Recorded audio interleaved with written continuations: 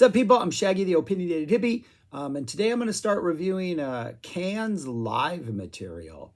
I'm going to review everything that's been released, and I'll rank them just because why not? This is the first one, so there will be no ranking. This one will come in at number one.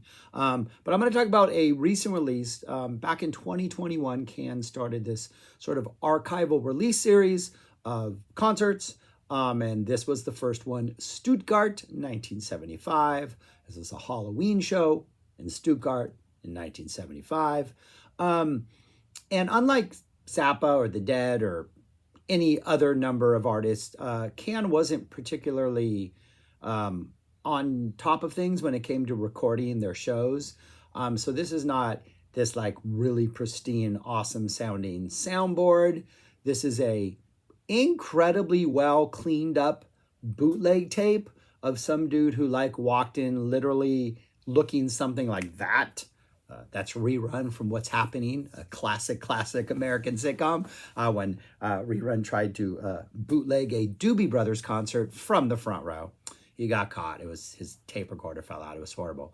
But yeah, that's apparently, I think, the source of this tape is some dude snuck a tape recorder in his clothes, bootlegged it, they got it, they cleaned it up pretty well. And so what you get is you get a Can show from 1975.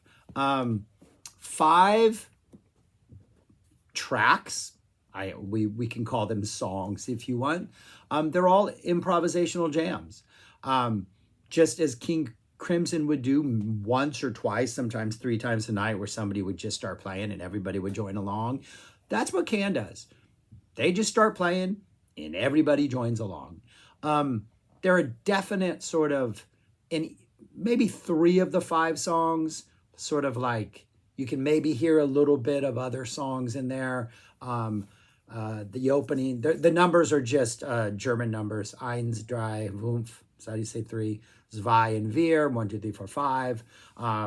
They range in time from like, I think the shortest is just over 10. There's a 35-minute track on here. Woomph is a 35-minute track. The third one, obviously the sort of epic heart and soul of this performance and this release.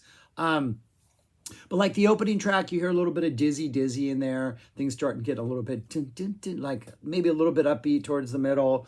The second track has this sort of Bel Air type vibe about it. The way the bass is just kind of gently but actively pushing things along, and very melodic lines by Caroli.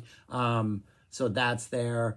The third one, maybe not. There's a little like can twisted melodic inverted perverted can action towards the end, but the 35-minute one just has everything. It maybe evokes a little bit of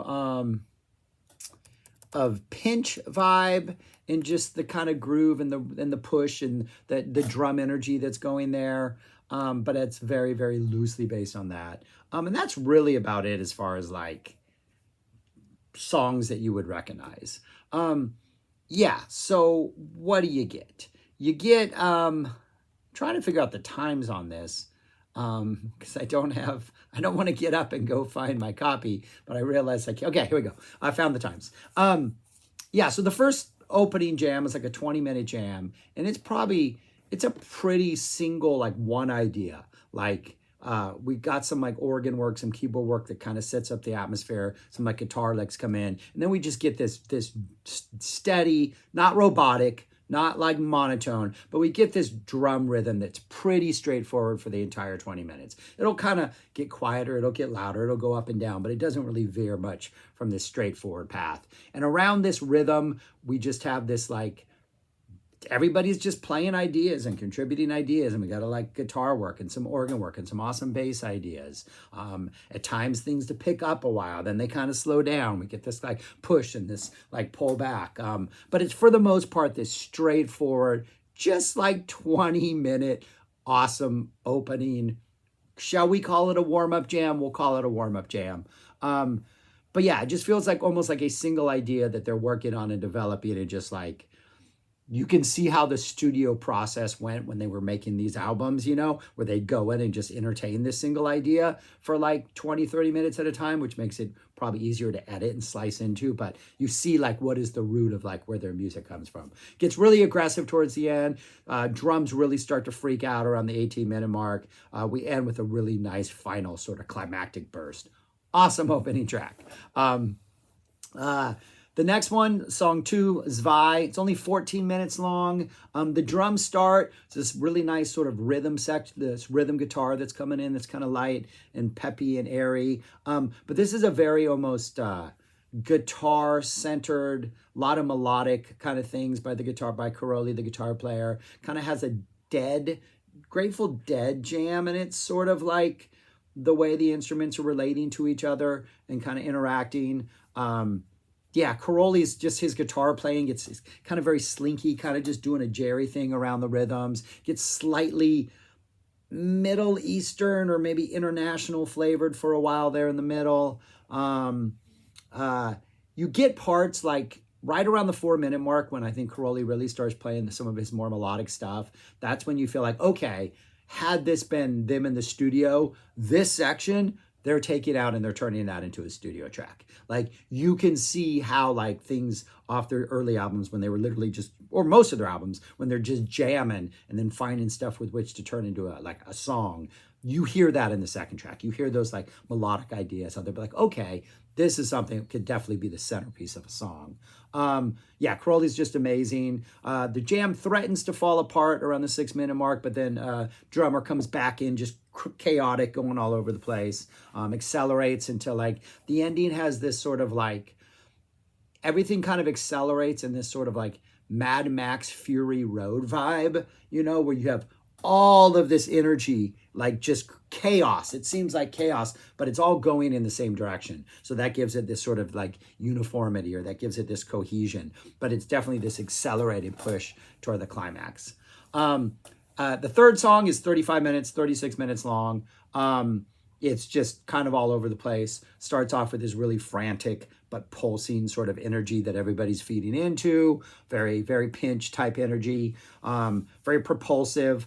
Around the 7-minute mark, Caroli starts flirting with this idea. The bass player Suke starts flirting with this idea. We start to go into this different direction. The groove almost seems to stop, but then it intensifies and gets crazier, and then we push it even harder.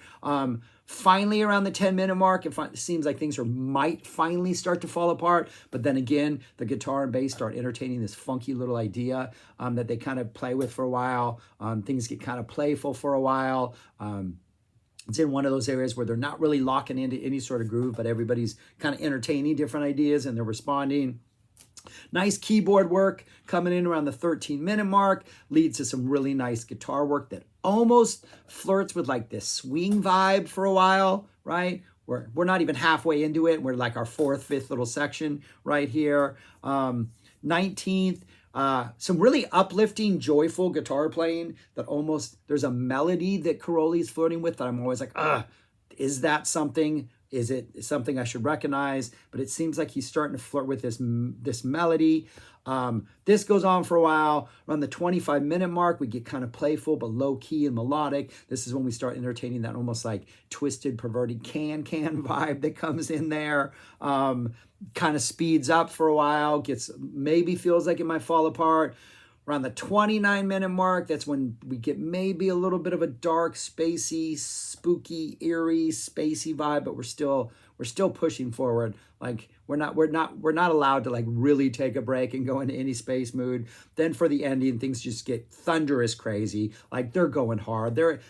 It feels like we've been going for 30 minutes now, right? And like the last 4 or 5 minutes, it's just like they're really pushing it. It's like they're trying to like see how fast they can take it and just push it apart. And they reach what is not a frantic let's fall apart peak, but what seems like a natural peak before they start to kind of wind down.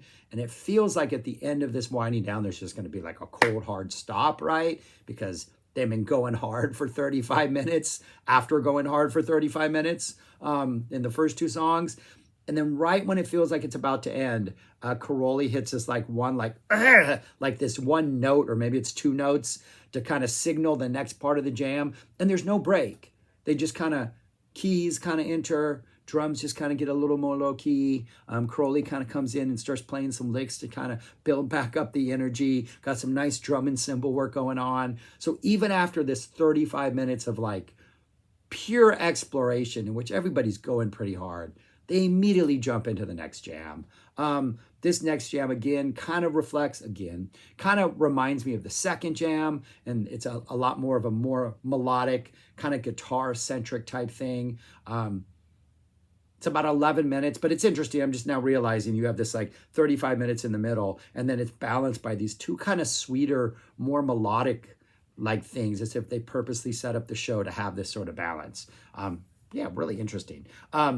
Caroli's just soaring. The rhythm section is doing absolutely fantastic. It becomes this one also takes over this sort of steamroller quality, kind of like the Mad Max in the second one. But this one, it reminds me, the accelerated push is a lot more focused and concentrated, it seems, like the rhythm that's driving this. And so it reminds me of that Labyrinth. And I've referenced this before. But that Machine and Labyrinth, when they go underground and this thing is coming at them and it's just like whirling, but it's pushing forward at the same time. That's what this is like. It's doing this while driving forward at the same time, knowing that if you even try to get in its way and stop it, you're just going to be overcome, if not by the swirls, then by the push. It's just this great, awesome accelerating into this great coda. And then we just get swells of like rock jamming noise at the end. It becomes almost like a actual rock and roll concert for a while. And then we go into the final song, Fumph. That's how you say 5. 10 minutes. This is, I want to say, the most chaotic is not necessarily the right word, but it seems like there's this kind of really steady groove that's just kind of comfortably going through it, and everybody's just experimenting with different ideas around it. So it has this chaotic element, and that there's no like melodic heart at it, or even that rhythmic heart is only there to like, for them to like bounce ideas off of. Really lots of good organ work and keyboard work in here. Some nice runs at the end by the guitar player. Kind of chaotic, kind of random. Probably the most unfocused thing so far, but it works because it's kind of taken all the energy that's been built up over the first, 70, 80 plus minutes, and it's just kind of flirting with that in different bits and pieces, and kind of just really having its last, like the band's putting the last of their energy out there, and not even like, let's not even bother about like coming up with this sort of chord. Let's just all like do this stuff, and it's just exhilarating. It's just fun. It's just amazing. I mean, it really, other than the fact that there's a couple brief breaks between, I think, 1 and 2 and 2 and 3. I think it's a very, very brief break between 4 and 5. This could all be one track. I mean, there's no reason. I mean, 3 could be broken up into like a bunch of different tracks and just given different numbers until they just segue into each other. But yeah, it's a band purely improving for like an hour plus, or close to an hour and a half. Just absolutely fantastic. Sound-wise, it's not the best sound. Like I said, it's some guy recording it, I think, in his jacket. They cleaned it up. I think the drummer and the guitar player, I think, are the clearer. The bass has its moments where it's clearer than others. I think the keyboards are the things that are lost the most, but there are times when they're coming in and they're dominant enough to hear. But yeah, it's ridiculously good. Obviously, I'm going to rank all Can Live stuff. This is number 1 right now. It's the only one I've done. Highly recommend it. The only beware of is the sound is not the best, but being that we don't have we have some Can Live stuff, but we don't have like stuff like a complete show like this, and we're now getting like these complete shows. Like, we need to support this kind of thing, because this is the stuff we need to hear. This is fantastic. A Night in 1975 in Stuttgart on Halloween. Fantastic music. I recommend it, especially if you're a Can fan, especially if you're a jam band fan, especially if you're a jazz fan or an improvisational music fan. This is good stuff. All right. Thanks for watching. That's all I got. Let me know what you think of this release. Let me know if you check out this release. All that kind of stuff. Subscribe, like, share, comment, and go listen to Can, people. The OG jam band. Yeah. That's all I got. Peace. Talk to you later.